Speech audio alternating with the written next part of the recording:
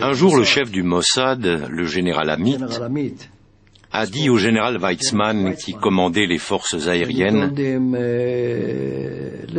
Nous avons certains contacts qui pourraient peut-être vous procurer un MiG-15 ou un MiG-17. » Le général Weizmann lui a répondu, « Je ne veux pas de ces canards boiteux. Amenez-moi un MiG-21 si vous y arrivez. » Amit a dit qu'ils allaient essayer. Comment le Mossad va-t-il pouvoir mettre la main sur le joyau de l'armée de l'air soviétique? Ce MiG fait la fierté de Khrouchtchev, des Arabes et de tous les pays communistes.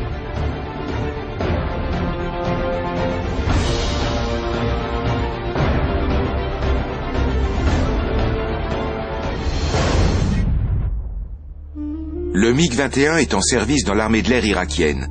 À la suite d'un putsch contre le régime pro-soviétique de l'Irak, un officier de l'armée de l'air, Mounir Redfa, sait que sa carrière est bloquée. Il est dans la ligne de mire du Mossad, qui espère bien qu'il se laissera acheter. Mounir Redfa est un communiste convaincu. Le changement de régime signifie l'arrêt brutal de la carrière dont il rêvait. Le Mossad sait qu'il envisage de quitter l'Irak. Une femme ravissante, agent du Mossad, le contacte. Elle parvient rapidement à le mettre en confiance. Les services secrets d'Israël sont sûrs que Redfa gardera le silence sur cette liaison extra-conjugale. L'espionne lui parle d'amis susceptibles de l'aider une fois qu'il sera à l'étranger et finit par les lui présenter. Ce sont ses collègues du Mossad, mais Redfa ne se doute de rien.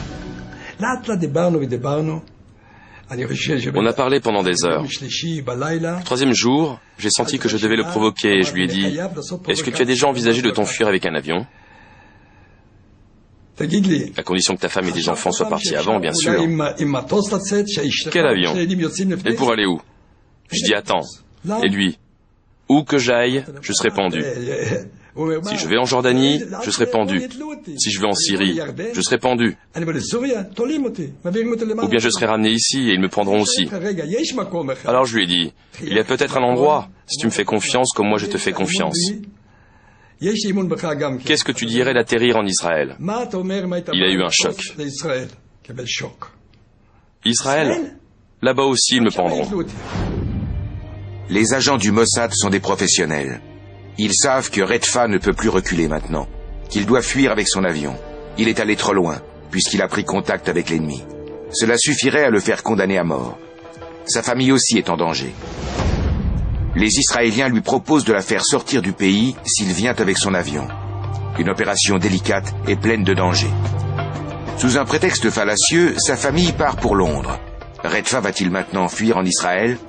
Tandis qu'il prépare son MiG pour un vol d'entraînement, Zev Liron est en pleine discussion avec la femme du pilote.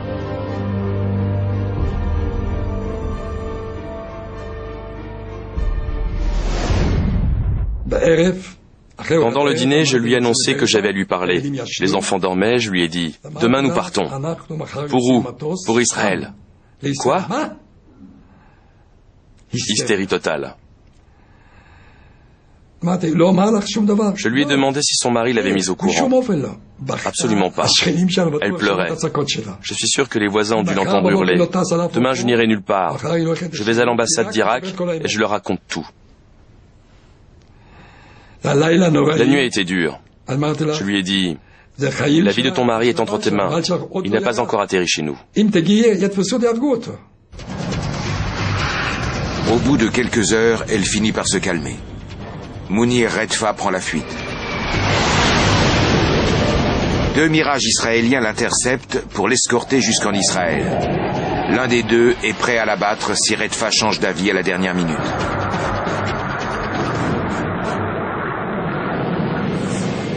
L'opération est une réussite. Le butin est dans le filet. Pour les soviétiques, c'est un désastre. Leur meilleur avion est aux mains de l'ennemi. Quelqu'un est venu me dire « Hey Danny, un MiG-21 vient d'atterrir à Hatzor. » J'ai répondu « Incroyable. » On ignore toujours la somme que Redfa a touchée. Il obtient une nouvelle identité et doit former un pilote israélien sur le MiG. Le chef de l'armée de l'air, Moti Hod, fait appel à l'un de ses vieux amis, le meilleur pilote d'Israël. Il m'a dit, « Danny, tu vas être le premier pilote occidental à prendre les commandes d'un MiG-21. » Danny Shapira est certainement le pilote d'essai le plus expérimenté du monde libre. Il a piloté plus d'une centaine d'avions différents et a participé à 6 guerres. Il fait subir au MiG-21 tous les tests utiles.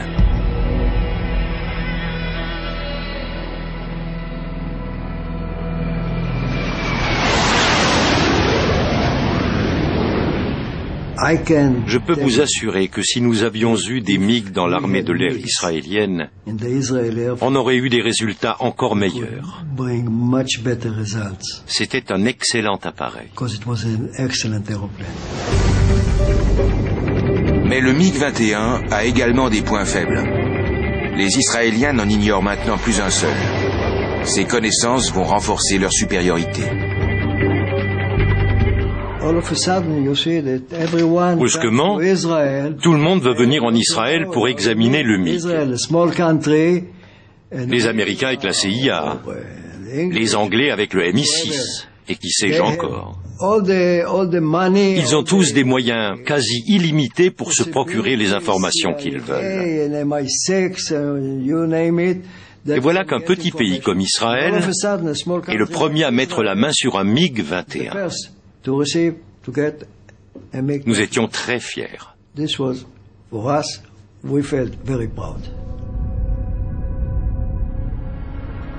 Un an plus tard, en 1967, éclate la guerre des 6 jours. Entre Israël et le monde arabe, la confrontation était de plus en plus tendue. Les Israéliens lancent une attaque surprise.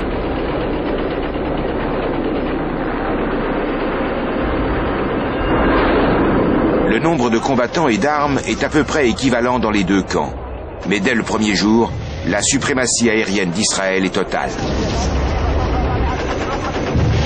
Les Israéliens abattent 48 appareils ennemis et détruisent au sol la plupart des avions de l'Égypte, de la Syrie et de la Jordanie.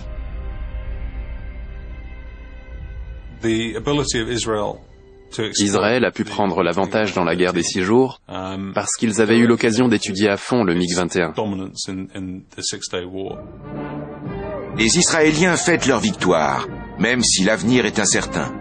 3 jours avant le début de la guerre, la France a décrété un embargo. Pour les Israéliens, cela signifie qu'ils ne recevront ni nouveaux Mirages, ni pièces détachées pour ceux qui ont déjà été livrés.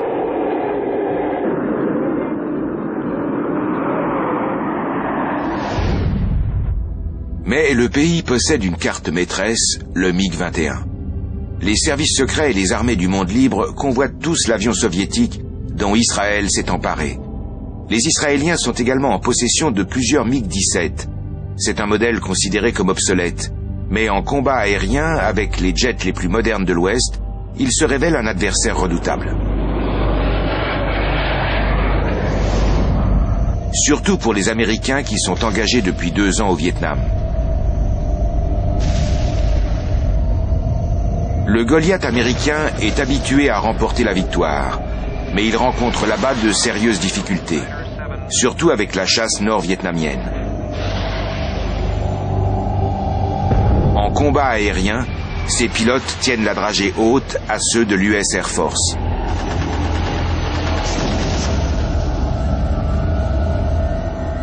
Ils nous ont dit qu'il leur fallait absolument cet avion. Trop de sang américain avait déjà coulé. On leur a répondu que notre sang avait la même couleur. Les Américains passent un marché avec Israël. La jeune nation vient de perdre son fournisseur d'armes attitré, la France. Il lui faut remplacer ses Mirages par des jets de combat ultramodernes, les meilleurs qui soient. La DIA, l'agence militaire de renseignement, a conclu un arrangement avec Israël. En échange du MiG-21, le pays serait autorisé à acquérir le Phantom II, dans sa version la plus moderne et la plus redoutable, le F-4E. Quand les Soviétiques